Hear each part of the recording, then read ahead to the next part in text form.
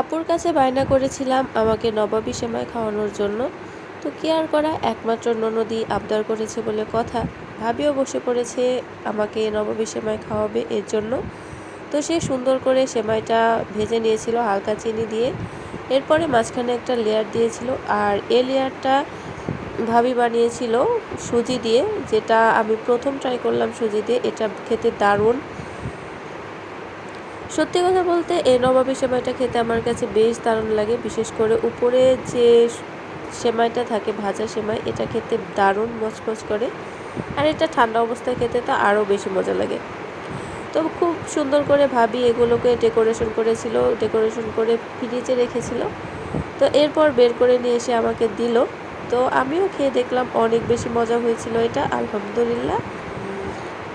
আর তোমরা দেখেই বুঝতে পারতেছো এটা কিন্তু অনেক বেশি মজা হয়েছিল আর দেখতেও দারুণ হয়েছিল। তো সব কিছু মিলিয়ে ভাবিও আমার আবদারটা পূরণ করলো। তো ভাবিকে থ্যাংক ইউ। আর এটা দেখো, দেখতেও কিন্তু অনেক বেশি সুন্দর হয়েছিল মাশাআল্লাহ। আর এটা খেতে অনেক বেশি মজা, সবাই অনেক বেশি পছন্দ করেছিল।